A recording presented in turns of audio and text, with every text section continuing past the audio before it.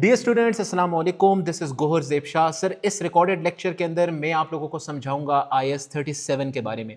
Sir, IAS 37 का ये specific lectures reporting, SBR, FR, ACCA के स्टूडेंट्स के लिए या किसी भी और आपके प्रोफेशनल क्वालिफिकेशन के स्टूडेंट्स के लिए नहीं होने वाला। This is going to be a very very short lecture, क्योंकि ये ऑडिट के स्टूडेंट्स के लिए बहुत ज़्यादा इंपॉर्टेंट है।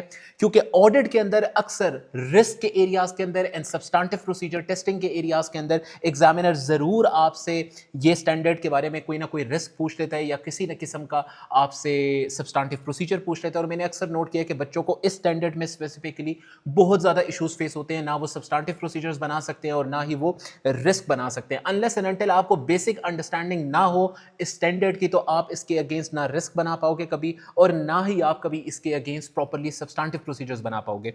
Without any further edu sir, इस लेक्चर के नोट्स अगर आप लोगों को चाहिए तो you can contact me upon WhatsApp. में आप लोगों को नोट्स भी शेयर कर दूंगा। सर, हम जिस स्टैंडर्ड के बारे में बात करने लगे हैं, the standard is IAS 37 provision contingent liabilities and contingent asset. बहुत आसान अल्फाज में मैं आपको बताता चलूं। सर, लायबिलिटी क्या चीज होती है?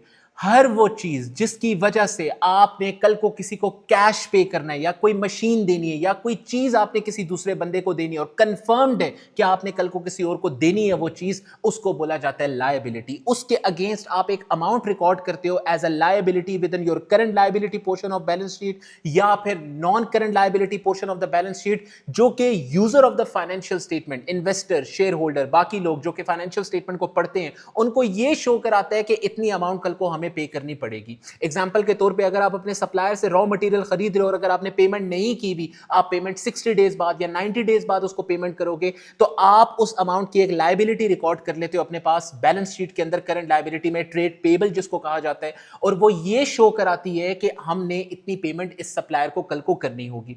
इसी तरीके से आपके पास एक बहुत इंपॉर्टेंट तीन चीजें आती हैं आपके स्टैंडर्ड में: provision, contingent liability and contingent asset. Sir, liability वो चीज होती थी जिसके अगेंस्ट आपको कंफर्म होता था कि इतनी अमाउंट पे करनी है और कंफर्म होता था कि कितनी पेमेंट करनी है। आपको अमाउंट का भी पता होता था, आपको टाइमिंग के बारे में भी पता होता था कि 90 डेज बात करनी है, 60 डेज बात करनी है, और साथ ही साथ आपको यह भी पता होता था कि कितनी अमाउंट आपने पे करनी है। एक सप्लायर से जब आप चीज खरीदते हो तो आपकी इनवॉइस पे मेंशन्ड होता है कि आपने 60 डेज बाद पेमेंट करनी है, पेमेंट वुड बी $90 या $100, आपको कंफर्म्ड होता है इस चीज का, तो उसको आप लायबिलिटी कहते हो। सर, प्रोविजन वो चीज होती है जिसके बारे में आपको कंफर्म नहीं होता, ना ही आपको उसकी टाइमिंग का पता होता है, ना ही आपको उसकी अमाउंट का पता होता है, लेकिन इतना कंफर्म होता है कि कल को कोई अमाउंट पे करनी पड़ेगी। तो इस केस के अंदर आप हमेशा एस्टिमेशन बेसिस के ऊपर आप अपने पास एक प्रोविजन, यानी कि दूसरा लफ्ज जिसका लायबिलिटी है, वो रिकॉर्ड कर रहे होते हैं। लेकिन क्योंकि ये एस्टिमेशन बेसिस पे होती है तो इसको लायबिलिटी नहीं बल्कि इसको प्रोविजन कहा जाता है।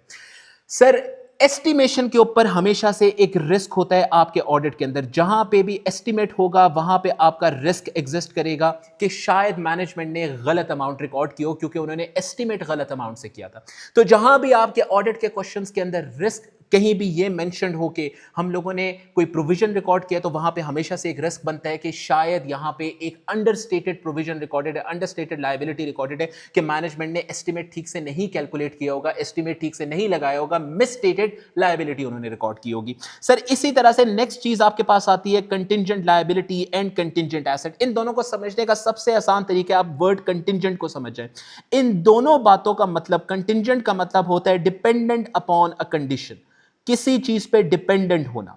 सर, कंटिंजेंट लायबिलिटी का मतलब है किसी स्पेसिफिक फ्यूचर इवेंट पे कुछ हमारे आउटफ्लोज डिपेंडेंट है। एग्जांपल देता हूं, मेरा केस है किसी कस्टमर के साथ, जब तक कोर्ट ये फैसला नहीं कर देता कि आपने इतनी अमाउंट पे करनी है, कंफर्म नहीं कर देता कोर्ट हमारे अगेंस्ट, तो तब तक मेरी लायबिलिटी कंफर्म नहीं है। इसको बोला जाता है कि कंटिंजेंट लायबिलिटी है, कंडीशनल लायबिलिटी, डिपेंडेंट है कोर्ट के डिसीजन के ऊपर। अगर कोर्ट का डिसीजन हमारे खिलाफ आया तो सिर्फ उस केस में हम लोगों को लायबिलिटी रिकॉर्ड करनी पड़ेगी, वरना नहीं करनी पड़ेगी। कंटिंजेंट एसेट क्या होता है? अगेन समझने, मैंने अपने सप्लायर पे केस किया है कि उसने मुझे पेमेंट करनी है, उसके अगेंस्ट मैंने कोर्ट में केस किया है। उस केस के अंदर मेरा, जब तक कोर्ट ये नहीं डिसाइड कर लेता कि हां इतनी पेमेंट आपको मिलनी होगी, जब तक कोर्ट एक फैसला नहीं दे देता, जब तक कोर्ट एक डिसीजन, एक फाइनल वर्डिक्ट नहीं प्रोवाइड कर देता, तब तक मैं अपने पास एक एसेट नहीं रिकॉर्ड कर सकता, क्योंकि वो डिपेंडेंट है फ्यूचर के डिसीजन के ऊपर। सर बच्चों को सबसे ज्यादा मसला आता है contingent liability and contingent asset के ऊपर।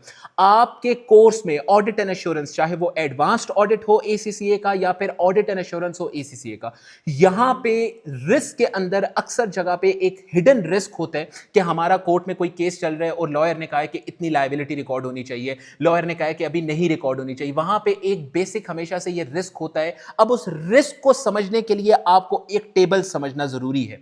Contingent liability and contingent asset के केस में सर 4 केसेस हैं आपके कोर्स के अंदर। 4 केसेस कौन से हैं? Virtually certain, probable, possible, remote. इनका मतलब क्या है पहले इसको समझे। सर वर्चुअली सर्टेन का मतलब होता है कंफर्म्ड हो गया, कोर्ट ने डिसीजन दे दिया, अपना फाइनल वर्डिक्ट प्रोवाइड कर दिया, या फिर किसी किस्म का वर्डिक्ट हमारे पास आ चुके हैं कि हां पेमेंट करनी पड़ेगी। प्रोबेबल का मतलब होता है कोर्ट में केस चल रहा है लेकिन अभी शायद ये हो कि हमारे खिलाफ केस आ जाए, ज्यादा चांसेस है कि हमारे खिलाफ केस आ जाए, उस केस को बोला जाता है प्रोबेबल। पॉसिबल का मतलब होता है कुछ कंफर्म नहीं है, कुछ भी कंफर्म नहीं है, हमारे खिलाफ भी वर्डिक्ट आ सकता है, हमारे साथ भी वर्डिक्ट आ सकता है। The verdict can be against us और विद अस, कोई भी सिचुएशन आ सकती है यहां पे, इसका एक अलग सिनेरियो बनता है। और फाइनल होता है रिमोट सिचुएशन। अगर हम लोग बात करें रिमोट सिचुएशन की, तो इस बात का मतलब होता है कि बिल्कुल चांसेस नहीं है कि हमारे खिलाफ फैसला आएगा।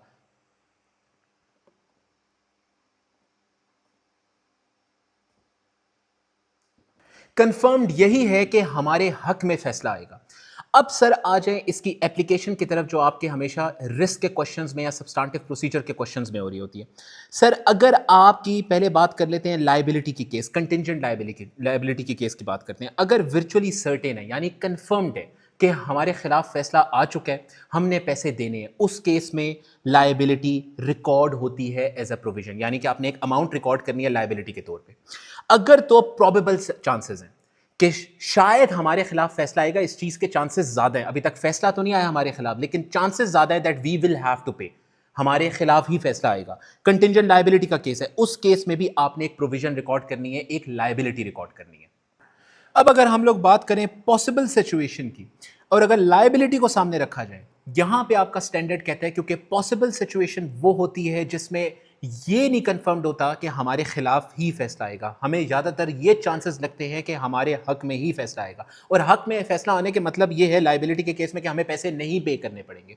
उस केस के अंदर पॉसिबल चांसेस के अंदर आप हमेशा ये बोलोगे कि इसको डिस्क्लोज किया जाए। इसको डिस्क्लोजर नोट्स में फाइनेंशियल स्टेटमेंट्स होती है 5 किस्म की, statement of financial position, profit and loss, cash flows, changes in equity, and final one is disclosure notes, जहां पे थ्योरेटिकल फॉर्म में आप चीजें लिखते हो, एक्सप्लेन करती है मैनेजमेंट। तो मैनेजमेंट की जरूरत ये होती है, मैनेजमेंट को स्टैंडर्ड फॉलो करते हुए ये करना चाहिए कि वो इसको लिख के बता दे कि हाँ हमारा कोर्ट के अंदर केस चल रहा है, हमें बहुत लेस चांसेस है कि लायबिलिटी कल को पे करनी पड़ेगी, हमें ज्यादा यही सिचुएशन लगती है कि हमारे खिलाफ फैसला नहीं आएगा, इसलिए हम लोगों ने लायबिलिटी रिकॉर्ड नहीं की, लेकिन ये लो फिर भी हम लोगों ने डिस्क्लोज कर दी है। ये आपका स्टैंडर्ड कहता है कि पॉसिबल चांसेस के अंदर, पॉसिबल चांसेस के अंदर आपने इसको सिर्फ डिस्क्लोज करना है।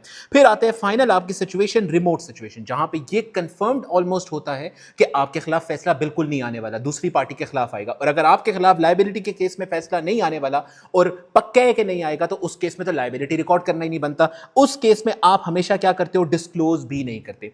सर लायबिलिटी के केस में दोबारा से आपको बता दूं, इन दो सिचुएशंस के अंदर आपने लायबिलिटी रिकॉर्ड करनी है, यानी कि प्रोविजन रिकॉर्ड करनी है कंटिंजेंट लायबिलिटी की। जहां पे पॉसिबल सिचुएशन बन जाए वहां पे आपने सिर्फ उसको डिस्क्लोज करना है, डेबिट क्रेडिट नहीं करना। एंड फाइनली अगर रिमोट चांसेस हो तो आपने उसको डिस्क्लोज भी नहीं करना, उसको इग्नोर करना है। अब आ जाए आप कंटिंजेंट एसेट के केस के ऊपर। यहां पे सर अगर वर्चुअली सर्टेन हो कि आपके हक में ही फैसला आएगा, तो इस केस के अब एसेट है मतलब हमने पैसे रिसीव करने, यहां पे मैं वर्ड यूज कर रहा था आपके खिलाफ आएगा फैसला, इस चीज की वर्चुअली सर्टेनिटी है। लेकिन एसेट के केस में आपके हक में फैसला आएगा, तभी आप पैसे रिसीव करोगे। अगर वर्चुअली सर्टेन है यानी कोर्ट फैसला दे चुकी है, कंफर्म हो चुके हैं कि आपको पैसे मिलने हैं, उस केस के अंदर आप हमेशा एसेट रिकॉर्ड कर लोगे, यानी डेबिट, रिसीवेबल, क्रेडिट आप कर दो। डेबिट आप रिसीवेबल कर दोगे, क्रेडिट आप इनकम कर दो उठा के। क्यों करोगे? क्योंकि कंफर्म हो चुका है कि पैसे आने। और जब एसेट कंफर्म्ड होता है कि आपको पैसे मिलेंगे, इस चीज का कंफर्म होता है, तो आप दूसरी जगह पे एसेट रिकॉर्ड कर लेते हो। Probable future, possible, virtually certain आपका फ्यूचर इकोनॉमिक बेनिफिट आपकी तरफ फ्लो होने। इसी तरह से अगर पॉसिबल सिचुएशन है, यानी कोर्ट का फैसला नहीं आया लेकिन ज्यादा चांसेस हैं कि हमारे हक में ही कोर्ट का फैसला आएगा एसेट के केस में, हमने पैसे रिसीव करने, इसका फैसला हमारे ही हक में आएगा, सर उस केस के अंदर आप इसको रिकॉग्नाइज नहीं करते, आप सिर्फ फाइनेंशियल स्टेटमेंट्स में इसको डिस्क्लोज कर देते हो, डेबिट क्रेडिट नहीं करते फाइनेंशियल स्टेटमेंट्स में, डिस्क्लोजर नोट्स में आप इसको एक्सप्लेन कर देते हो कि there is a very high chance that the verdict will be for us, with us, हमारे हक में फैसला आएगा, इसलिए हमें फ्यूचर में पैसे मिल सकते हैं लेकिन अभी वर्चुअली सर्टेन नहीं है, इसलिए सिर्फ हम लोग इसको डिस्क्लोज कर रहे हैं। लायबिलिटी के केस में आप रिकॉर्ड कर लिया करते थे क्योंकि लायबिलिटी ज्यादा खतरनाक होती है, उसको आपने रिकॉर्ड करना होता है, लेकिन एसेट पैसे रिसीव होने या आपके लिए खतरनाक सिचुएशन नहीं होती, इसलिए सिर्फ आप इसको डिस्क्लोज करते हो, रिकॉर्ड नहीं करते। सर अगर आगे आए तो पॉसिबल सिचुएशन, ज्यादा चांसेस हैं कि अब हमारे खिलाफ ही फैसला आएगा, हमारे हक में फैसला आने के चांसेस बहुत कम है, लेस देन 50% चांसेस जिसको बोला जाता है, उस केस के अंदर आप इसको डिस्क्लोज भी नहीं करते, आप इसको इग्नोर कर देते हो, एंड रिमोट चांसेस पे भी आप इसको इग्नोर कर देते हो। सर ये तो थी IAS 37 की बेसिक अंडरस्टैंडिंग कि आप टेबल को कैसे यूज करोगे। सर अब इस टेबल को याद कैसे रखना है? आपके पेपर के अंदर आपके पास रिस्क का क्वेश्चन आएगा, रिस्क के केस के अंदर एग्जामिनर ने आपके जो सिनेरियो आपको गिवन होगा कि ऑडिट रिस्क आइडेंटिफाई करना है, यहां पे एग्जामिनर ने लिखा होगा लायबिलिटी के केस में कि हमारा किसी किस्म का कंपनी का केस चल रहा है और कंपनी ने कोई लायबिलिटी नहीं रिकॉर्ड की क्योंकि फाइनेंस डायरेक्टर साहब या फिर कंपनी का CFO या जो भी है वो ये समझता है कि हमें पे नहीं करने पड़ेंगे, फैसला हमारे खिलाफ नहीं आएगा, तो इसलिए हमने लायबिलिटी नहीं रिकॉर्ड की, यानी फाइनेंस डायरेक्टर साहब कहने के रिमोट चांसेस है, वहां पे हमेशा आप रिस्क बनाओगे कि यहां पे शक है, there is a risk that the liability would be understated, that the provisions are understated because the finance director has not recorded any kind of liability. This is because there are chances or there may be chances that the liability may be confirmed somehow or the liability has been confirmed by the board, या board आपके खिलाफ verdict दे चुका हो शायद, या फिर ज्यादा chances है कि आपके खिलाफ ही फैसला है और इससे बचने के लिए कि आप liability ना रिकॉर्ड करो, आप इस liability को इग्नोर करो जबकि शायद वो इन दो सिचुएशंस में फॉल करती है और आपको रिकॉर्ड करना पड़े, आप हमेशा ये रिस्क बनाएंगे। सर अगर मैं एसेट की तरफ आऊं तो आपके अगेन जो रिस्क वाला क्वेश्चन होगा उस केस के अंदर एग्जामिनर आपको ऐसा क्वेश्चन बना के देगा स्टोरी के अंदर कि यहां से रिस्क आइडेंटिफाई करो, वहां पे स्टोरी में आपको देखने को अक्सर मिलेगा कि इंश्योरेंस थी हमारी, उससे हमने पैसे रिसीव करने थे, हमारा एसेट डैमेज हो गया और हमने इंश्योरेंस के अगेंस्ट एक एसेट रिकॉर्ड कर लिया कि इंश्योरेंस कंपनी अब हमें पैसे पे करेगी। अब आपको इस बात का मतलब यह कि मैनेजमेंट ये कहना चाह रही है कि इट इज कंफर्म कि हमें पैसे मिलेंगे, आप हमेशा वहां पे रिस्क बनाओगे कि देयर इज अ रिस्क कि शायद मैनेजमेंट ने एसेट तो रिकॉर्ड कर लिए लेकिन लेस चांसेस हो एसेट शायद हम लोगों को ना मिले और मैनेजमेंट ने इस वजह से एसेट को ओवरस्टेट कर दिए and because of this the asset is overstated. वहां पे आप एक्सप्लेनेशन हमेशा से ये प्रोवाइड करोगे कि द अबव मेंशन्ड रिस्क या जो आपने रिस्क आइडेंटिफाई किया वो इसलिए एग्जिस्ट करता है कि शायद इसके रिसीवेबल होने के चांसेस प्रोबेबल हो या उससे भी कम हो और इसको रिकॉर्ड नहीं होना चाहिए था जबकि मैनेजमेंट ने इसको रिकॉर्ड कर दिया विच इज ओवरस्टेटिंग द एसेट्स। तो वहां पे आप हमेशा रिस्क बनाओगे कि शायद इसके चांसेस या तो ये वाले हैं, पॉसिबल वाले हैं या रिमोट वाले हैं कि आपको पैसे नहीं मिलेंगे, जब तक कंफर्मेशन नहीं आ जाती इंश्योरेंस कंपनी की तरफ से तब तक पैसे नहीं मिलते। कोई भी और ऐसी सिचुएशन लायबिलिटी के केस में या एसेट के केस में मिले तो हमेशा रिस्क के क्वेश्चंस के अंदर, सब्सटेंटिव प्रोसीजर्स के क्वेश्चन के अंदर अगर आपके जहन में ये टेबल आपको आता है तो आप अप्रोप्रिएटली पिन पॉइंट एक्यूरेसी के साथ रिस्क भी बना सकते हैं और साथ ही साथ आप उसके अगेंस्ट सब्सटेंटिव प्रोसीजर्स भी बना सकते हैं। दोनों बहुत इजी हो जाते हैं अगर आपको ये टेबल आता है। सर इसलिए मेरी आपसे एक काइंड रिक्वेस्ट है कि इस टेबल को रट लें, इस टेबल को घोल के पी जाएं, तभी आपको रिस्क ठीक तरीके से लिखने आएंगे। That is it. अगर कोई चीज़ नहीं समझ आई तो यू कैन आस्क।